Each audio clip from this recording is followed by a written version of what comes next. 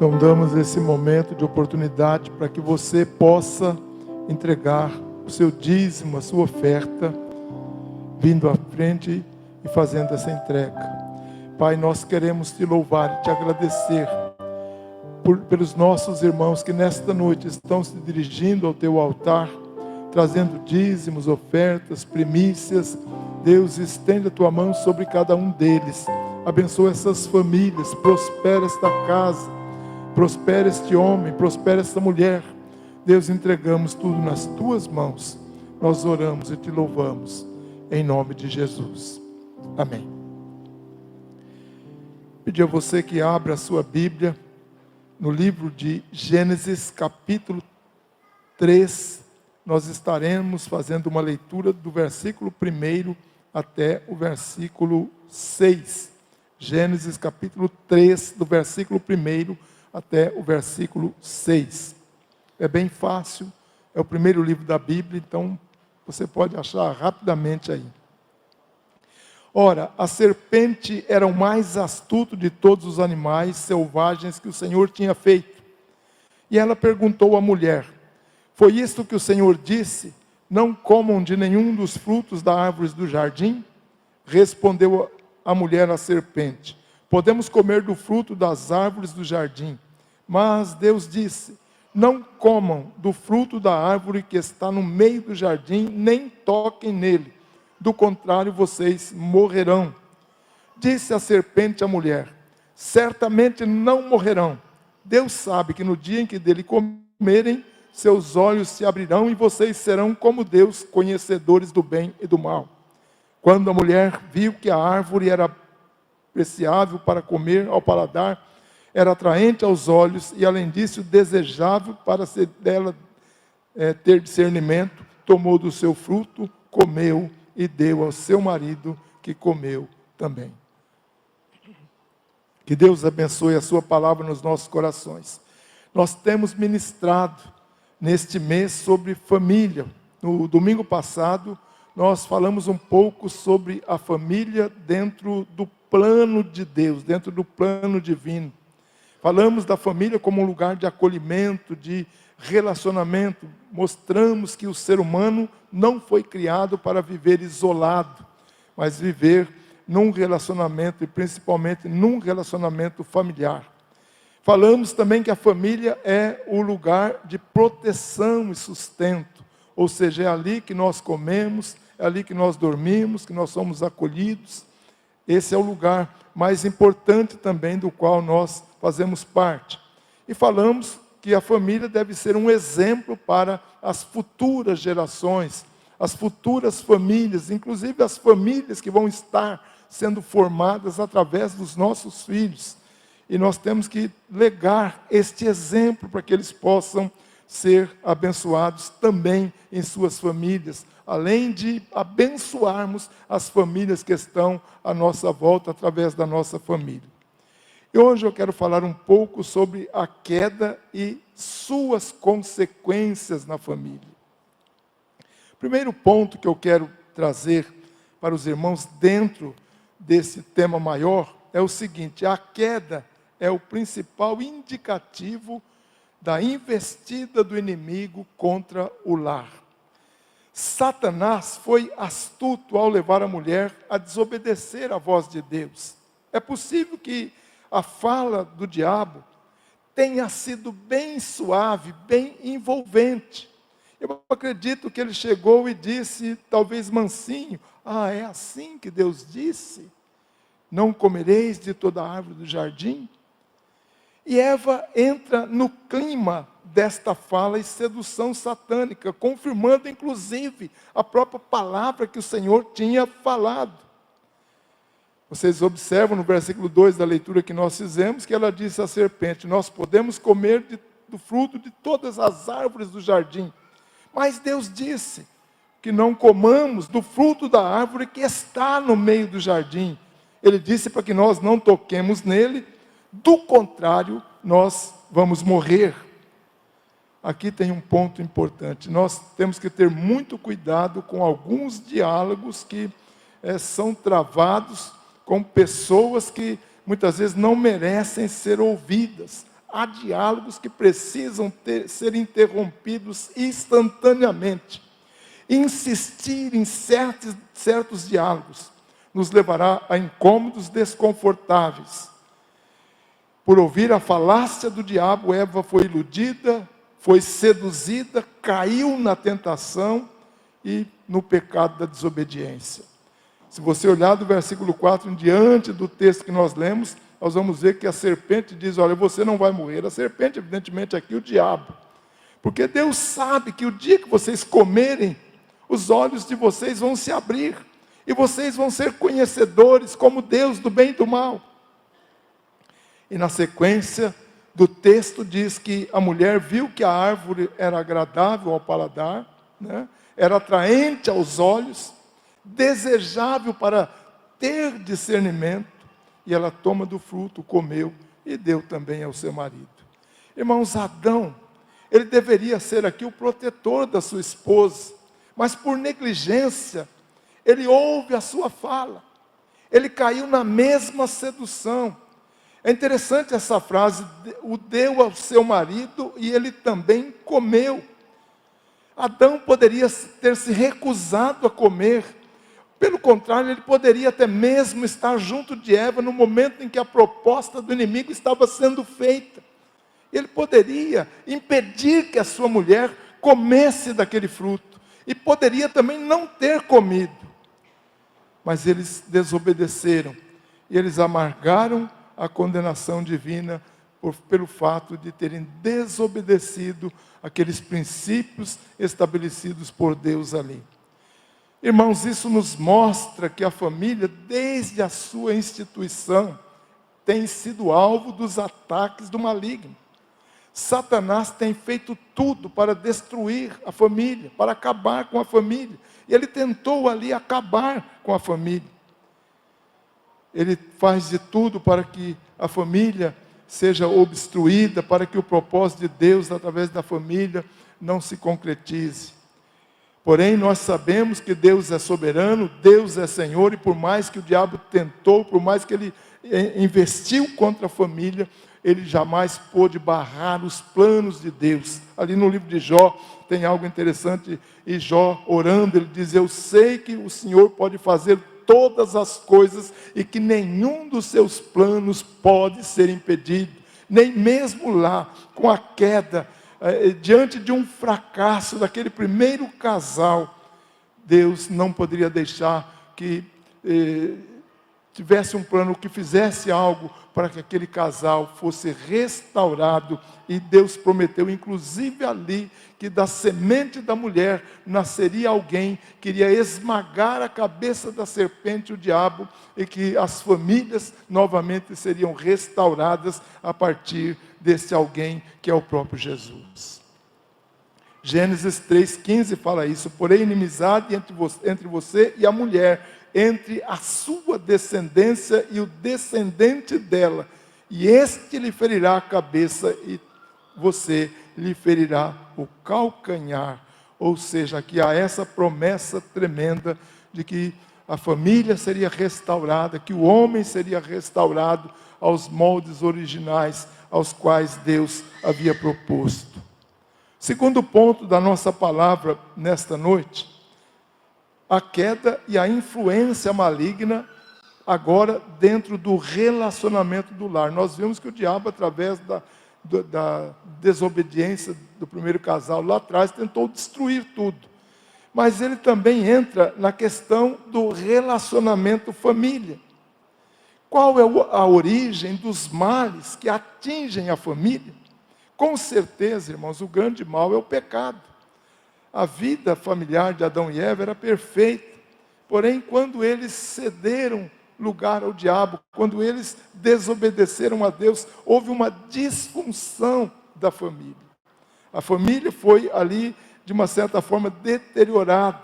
Iremos ver que depois da queda, sentimentos como medo, culpa, vergonha, perturbações e até mesmo fuga de responsabilidades, esses sentimentos começaram a se tornar comuns e inclusive observados na convivência ali do primeiro casal. Observe o texto, esse texto não lemos, mas do versículo 8 em diante, diz assim: ouvindo o homem e sua mulher os passos do Senhor que andava no jardim, quando soprava a brisa do dia, presta atenção, esconderam-se, olha o primeiro sentimento aqui, fuga, esconderam-se da presença do Senhor entre as árvores do jardim. Mas o Senhor chamou o homem perguntando: onde está você? E ele respondeu: ouvi teus passos no jardim, fiquei com medo. Olha aqui o medo. Fiquei com medo, porque estava nu e me escondi. E perguntou: quem lhe disse que estava nu? Você comeu do fruto da árvore do qual eu lhe proibi comer? Disse o homem.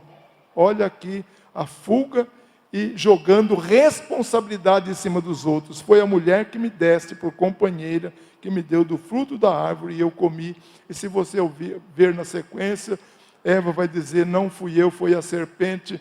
E essa fuga da responsabilidade que muitas vezes acontece no lar, ou seja, queremos jogar a culpa sempre no outro, o outro é que é o problema, eu sou o bom, eu sei tudo, o outro não sabe nada. Esse sentimento, esse tipo de comportamento, ele acontece nos dias atuais, e infelizmente no seio da família, e ele precisa ser banido. Ou seja, o relacionamento, ele está, de uma certa forma, ligado ao pecado. Quando o pecado está, vamos dizer, em pauta, então, o relacionamento da família tende a adoecer. Nós temos inúmeros lares nos quais a família deixou de ser aquele lugar de acolhimento, aquele lugar de proteção, de cuidado, para se tornar um campo de guerra, um campo de batalha. E quantas famílias estão vivendo isso nos dias em que nós vivemos?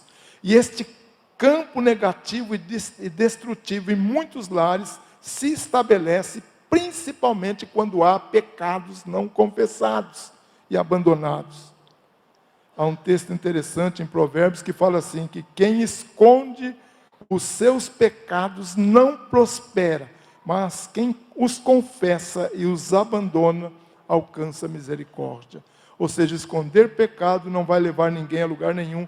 E muitas vezes lá na família, há coisas que nós escondemos, há coisas que nós não queremos que transpareça, mas é melhor sofrer as consequências de um pecado confessado do que fazer ou deixar com que aquele pecado fique incrustado na nossa vida ou na vida da nossa família. Muitas pessoas estão sofrendo porque têm pecados escondidos, não confessam seus pecados, não abandonam seus pecados, e a mesma coisa pode acontecer no seio da família. Essas transgressões, além de fragmentar o relacionamento da família, ainda vão trazer culpa, depressão, medo e separar as famílias da comunhão com Deus. E o terceiro e último ponto da nossa palavra desta noite: a queda como condutora, isso aqui é mais sério ainda, na deformação da vida familiar.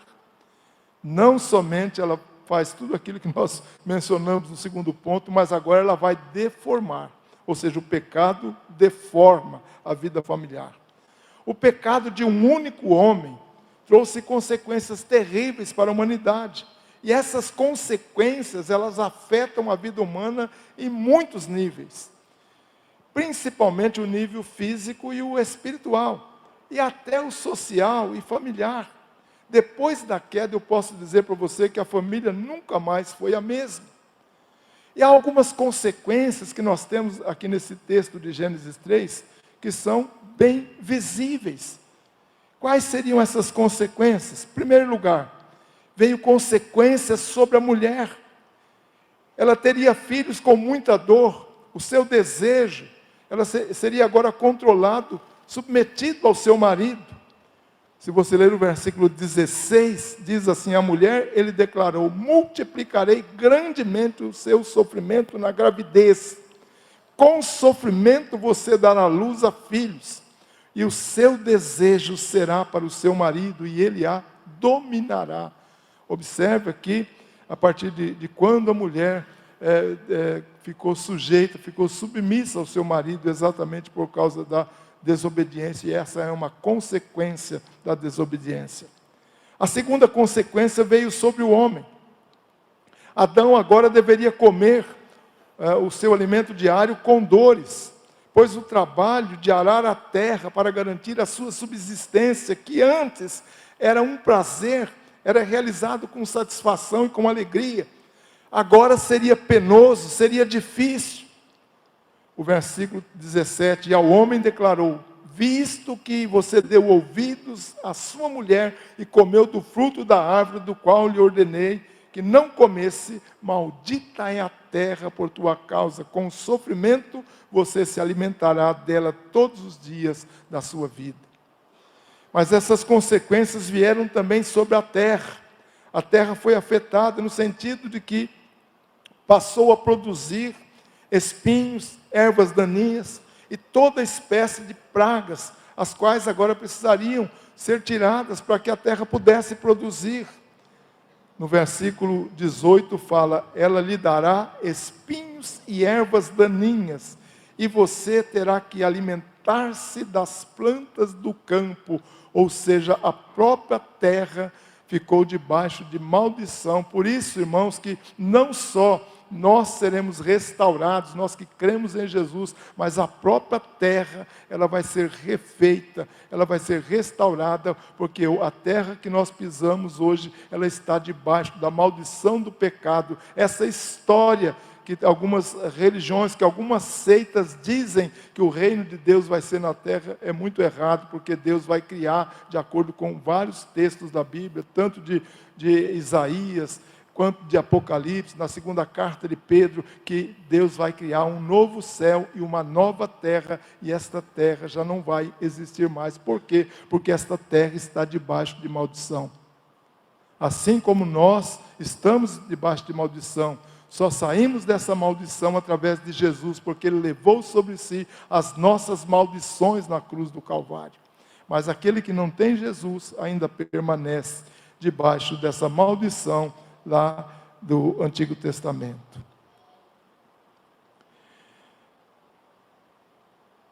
Continuando aqui, correr um pouquinho mais.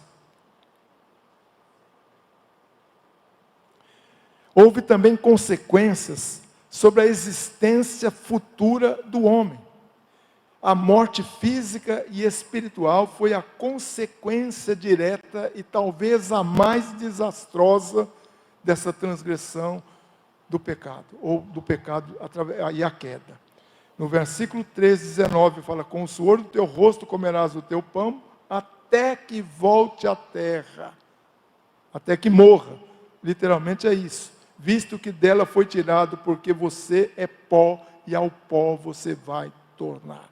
Não existe algo mais doloroso para nós do que a morte. Nós vamos ter que passar por ela, todos teremos. De vez em quando a gente faz velório, estamos falando lá da morte, né? E eu sempre penso que um dia eu vou morrer também. Você pensa que um dia você vai morrer, mas a morte é dolorosa. Não éramos para morrer. O ser humano não foi criado para morrer. A morte entrou exatamente quando entrou o pecado. E algo que precisamos saber aqui, que Deus não tem como tratar com o pecado, a não ser através de Jesus. As pessoas que não têm Jesus, elas vão permanecer nos seus pecados, vão morrer nos seus pecados e vão continuar debaixo de perdição eterna, debaixo de maldição eterna. Mas aqueles que entregaram a sua vida para Jesus, que reconhecem Jesus como Senhor e Salvador, esse sim tem a libertação dos seus pecados, não porque merecemos, não porque podemos fazer alguma coisa por isso, mas é inteiramente pela graça de Deus. Pela graça sois salvos através da fé. Isso não vem de vós, mas vem de Deus, é dom de Deus. Algo interessante que no capítulo 3 de Gênesis tem algo que eu gostaria de ler, do versículo 22 a 24, diz o Senhor assim: agora o homem se tornou como um de nós, conhecendo o bem e o mal. E quando esse homem passou a conhecer o bem e o mal, assim como Deus, ele não poderia mais ficar ali no jardim, ele deveria ser tirado dali. E realmente foi isso que aconteceu. Deus tirou esse homem do jardim, botou para fora, mas o propósito de Deus é fazer com que esse homem retorne ao jardim através de Jesus. É lógico, não o jardim do Éden, mas um lugar preparado por Deus na eternidade, como nós já falamos, um novo céu e uma nova terra. E ali no livro de Apocalipse, a gente tem uma visão do que vai ser esse novo céu e essa nova terra, no qual nós entraremos restaurados. Apocalipse 21, de 2 a 4, fala: vi a santa cidade, a nova Jerusalém, que descia do céu, da parte de Deus, preparada como noiva adornada para o seu marido. E ouvi uma grande voz que vinha dos tronos e dizia: agora o tabernáculo de Deus está entre os homens, com os quais ele viverá, e eles serão os seus povos, e o mesmo Deus estará com eles, será o seu Deus, e ele enxugará de seus olhos toda lágrima, e ali não haverá mais morte, nem tristeza, nem choro, nem dor, porque a antiga ordem já passou. Ou seja, isso é um paraíso restaurado. A família perdeu, ela foi praticamente aniquilada com a queda, com a influência de Satanás. E as famílias que nós temos hoje, elas podem ser restauradas através de Jesus, e nós estamos sendo preparados para este lugar na eternidade. Enquanto estivermos aqui, vamos estar sofrendo essas questões da família, mas evidentemente o propósito de Deus, o plano de Deus não findou nesse mundo. Ele está restaurando famílias através de Jesus, para que possamos habitar novamente um lugar assim como foi no Éden. Essa é a palavra que eu quero trazer para você nessa noite. E domingo que vem estaremos dando continuidade a essas ministrações, terminando domingo que vem, já que é o último domingo do mês de maio. Vou pedir ao pastor Marquinhos que esteja orando agora pelas nossas famílias. Eu vou pedir duas coisas. Primeiro, que você se coloque de pé para nós orarmos, e que você dê a mão para aquele irmão, aquela irmã que é da sua família. Se você estiver fora do lugar de proximidade da família, procure algum familiar teu e dê a mão aí. Nós vamos orar, mês da família.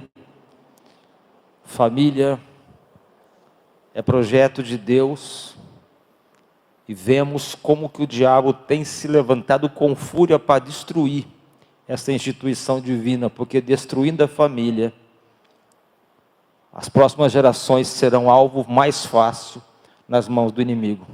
Feche os teus olhos, abaixa a sua cabeça neste momento. Senhor nosso Deus e Pai, neste momento, amado Jesus, pela graça e a misericórdia do Senhor, nós nos achegamos diante do Senhor.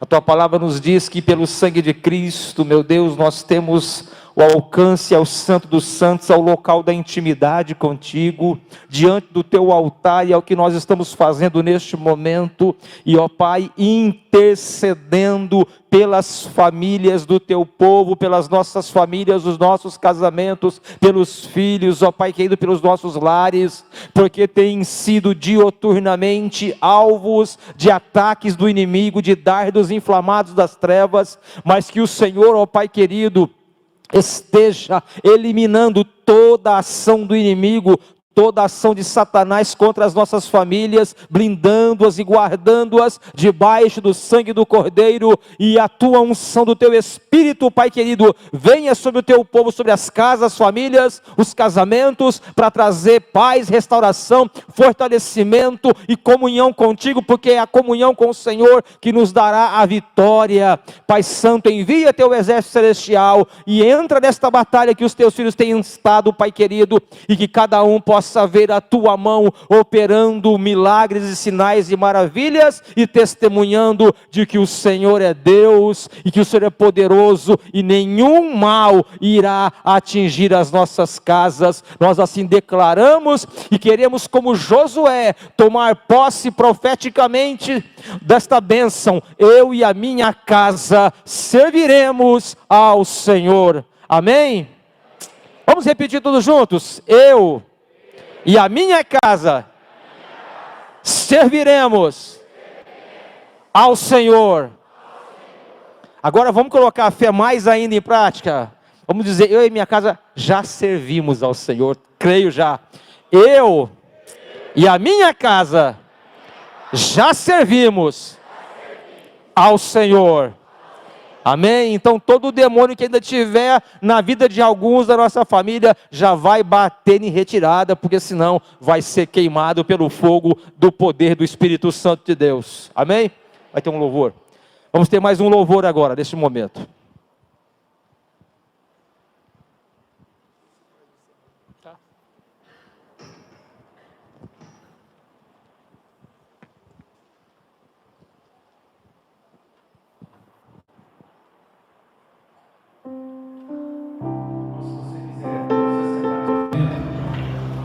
Convido você a meditar na letra dessa canção. Feche seus olhos, se você souber cantar, cante conosco. E com um apelo pela fé, você que às vezes está afastado de Jesus, você de alguma forma se sente fraco, né?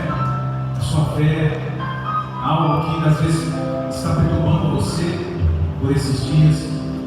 Enfim, enquanto os irmãos que ficarem sentados, fechem seus olhos, não olhem para o lado, não olhem para trás, não olhem para frente, e um ato de fé, você se colocar de pé nessa noite. Você e Jesus, Jesus e você. Eu creio que tem pessoas aqui necessitadas de renovar, de reforçar a sua fé, porque é assim cada dia, né? É um leão por dia, eles falam. E o leão da tribo de Judá está aqui para que você tenha mais uma vez um reencontro com ele. Amém? A minha alma estava longe do caminho do céu. Eu era pobre, perdido, pecador. Jesus transformou minhas trevas em luz, quando Ele estendeu a sua mão para mim. Quando Jesus estendeu a sua mão, quando Ele estendeu a sua mão para mim, eu era pobre, perdido, sem Deus, sem Jesus. Quando Ele estendeu a sua mão para mim.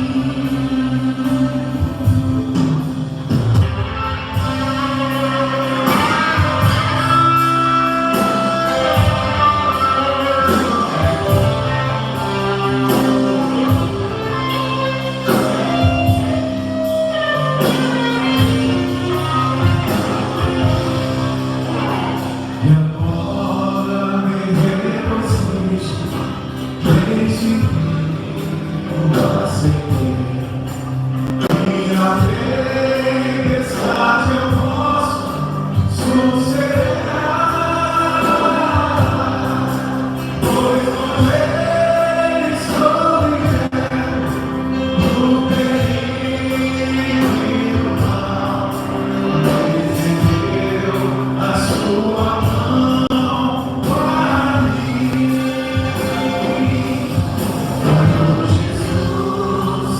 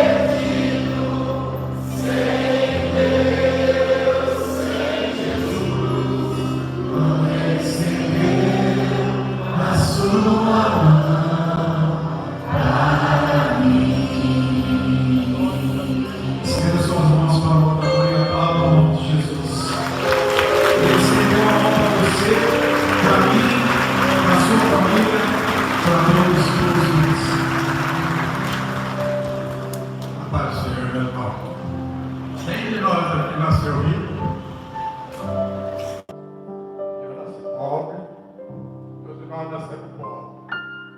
Graças a Deus, encontremos a pessoa mais querida do mundo, a pessoa mais rica do mundo, a pessoa mais inteligente do mundo, a pessoa que pega todo mundo e transforma numa riqueza maravilhosa.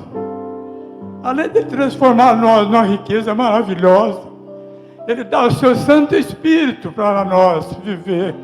E o Santo Espírito não sabe o que fazer conosco. Ele nos ajuda de todo jeito. Nós vamos dormir sempre alegre. Ele vem e visita nosso coração. O Espírito Santo maravilhoso que existe na presença de Deus, de Jesus Cristo, dos anjos de Deus. Vocês não sabem quem é os anjos de Deus, meus irmãos. Eles são maravilhosos, muito maravilhosos. Ai, meu Deus do céu, se eles me pegarem, me jogaram numa nuvem, meu Deus, e levaram até o céu. Eu nunca vi isso na minha vida, e nunca vi ninguém falar nada desses anjos, uma coisa maravilhosa. Meu Deus do céu, quanta maravilha tem no céu, e nós ficamos calados, e nós não fazemos nada para Deus. Me Deus perdoa a mim também. Ai, se eu pudesse fazer mais coisas no meu mundo para Deus, eu fazia, mas não aguento. Maravilhoso é o nosso Deus. Não abandone a Deus, não. Fica com o Espírito Santo direto, dia e noite, glorificando o nosso Deus, ao Espírito Santo, aos anjos de Deus e ao Senhor Salvador, nosso Jesus Cristo.